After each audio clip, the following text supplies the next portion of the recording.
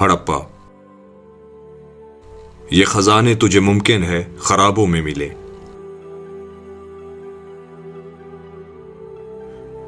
उस रोज दूर दूर तक उजली धूप का बसेरा था और हवा में हल्की खुनकी की आमेजिश। मेरी मंजिल साहिवाल से 27 किलोमीटर दूर हड़प्पा थी। एक अंदाजे के मुताबिक 3,500 साल कबले मसीह इस तहजीब का आगाज हुआ था। पुरानी जगहों पर जाने का भी अपना रोमांस है। कभी कभी इन खराबों में खजाने मिल जाते हैं। साहिवाल से हड़प्पा के रास्ते में एक नौजवान भी मेरे हमराह हो लिया। इसने बताया कि वो हड़प्पा का बासी है, वहीं पैदा हुआ और पला बढ़ा।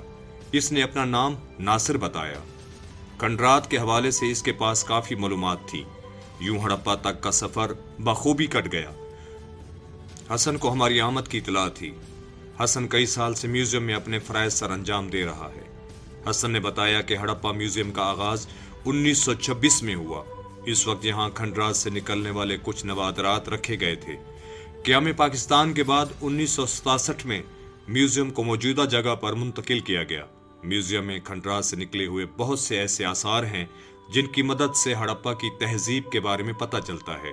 म्यूजियम में इस जमाने की मोहरें, जिन पर नक्शो निगार, ऐसा लगता है कि इस वक्त एक खास तरह का स्क्रिप्ट इस्तेमाल होता था।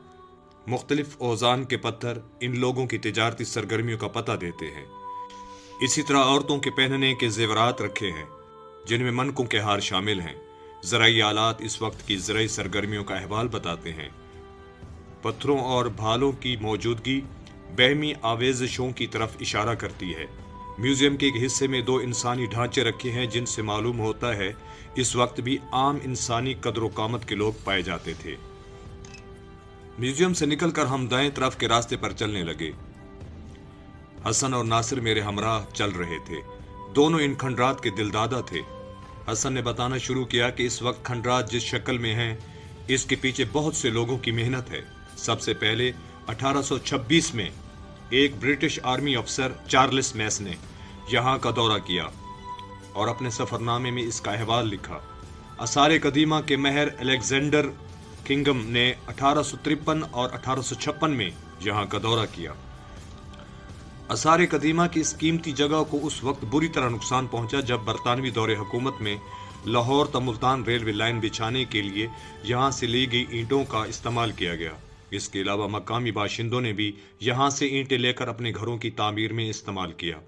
1920 में इस जगह को महफूज इलाका करार दिया गया। पहली बाज़ाब्ता खुदाई का काम दयाराम साहनी ने 1921 से 1925 तक किया।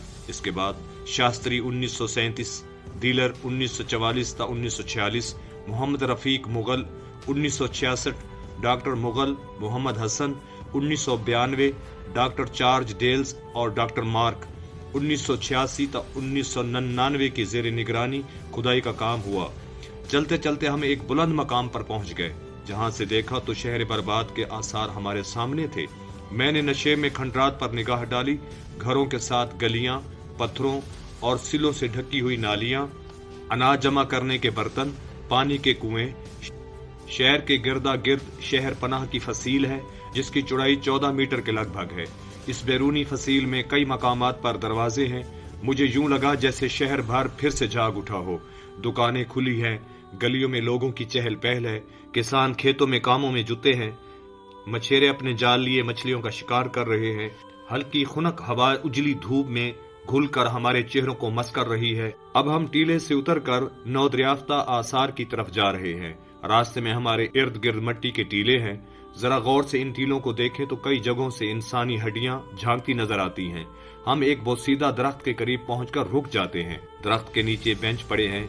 हम थोड़ी देर के लिए वहां बैठ जाते हैं। कुछ देर सुस्ताकर हम दूसरी सिमत चलने लगते हैं।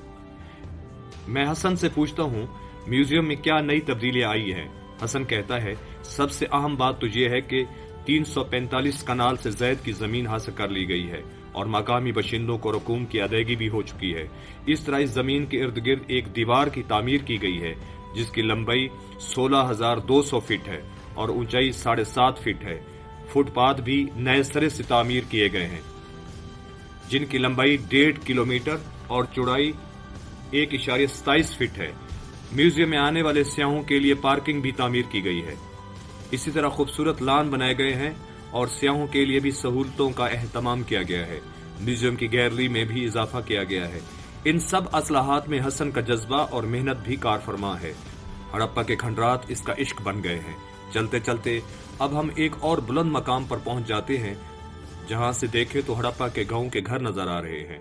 यहां पहुंचकर हसन ने हमसे इजाजत ली और कहा, मैं आपके लिए चाय का बंदोबस्त करने जा रहा हूं। आप 15 मिनट तक गेस्ट हाउस पहुंच जाएं। नासिर आपके साथ रहेगा। ये इस इलाके से खूब वाकिफ है। अब मैं और नासिर पत्थरों पर बैठ जाते हैं। मैं इससे पूछता हूँ, हसन का तो काम ही इन खंडरात से वाबस्ता है, तुम यहाँ क्यों भटकते रहते हो? इसने दूर एक टीले की तरफ देखते हुए कहा, 9/11 से पहले यहाँ आसार कदीमा के महरीन आया करते थे। मैं इनका गाइड बन जाता था। वो मेरी तरफ देखे बगैर अपनी धुन में बोले जा रहा था। इन्हीं में एक अमेरिकन लड़की लारा मिलर थी, जो ढांचों पर तहकीक के लिए आई थी। मैं इसका गाइड बन गया। लारा एक सैलानी रूह थी। इसे अपने काम से जुनून की हद तक मोहब्बत थी। इस वक्त मेरे पास हुंडा मोटरसाइकिल हुआ करती थी। हम गांव गांव में फिरा करते, जानवरों के ढांचे खरीदते, इन्हें वापस लाते, जिन पर तहकीक की जाती। मुझे याद है एक बार इसने कहा, दरिया पार के लोगों के रहन सहन को देखना है। हमने मोटरसाइकिल कश्ती में रखी और दरिया के पार जा पहुंचे। दरिया के पार मोटरसाइकिल के पहिए रेत में धंस गए। अब लारा ने उतरकर मोटरसाइकिल को धक्का लगाना शुरू कर दिया। वो अजीब सी लड़की थी। एक रोज मुझे कहने लगी, मुझे मेला देखने जाना है। यहाँ मार्च में हजरत सखी सरवर का मेला हुआ करता है। वो शलवार कमीज पहनकर और सर ढांप कर मेरे साथ मेले में गई। मुझे कहने लगी, मुझे मौत का कुआं देखना है। मौत का कुआं देखने के बाद इसने मेले में घूमने वाले फोटोग्राफर से तस्वीरें खिंचवाई। चूड़ियां बेचने वाली मकामी औरत के सामने बैठकर चूड़ियां पहनी। फिर कहने लगी, मुझे चाय पीनी है। मैंने कहा, तुम कहीं भीड़ में खो ना जाना, मैं अभी आता हूँ। मैं चाय लेकर आया तो मेरा दिल धक सा रह गया। वो वहां नहीं थी। लोगों की न खत्म होने वाली भीड़ थी। मैं दोनों हाथों में चाय लेकर हर तरफ ढूंढता रहा। अचानक मेरे पीछे से इसके हंसने की आवाज आई। मैंने देखा इसकी आंखों में बच्चों जैसी मासूमियत और शरारत थी। फिर वो एक दिन अचानक अपने मुल्क वापस चली गई।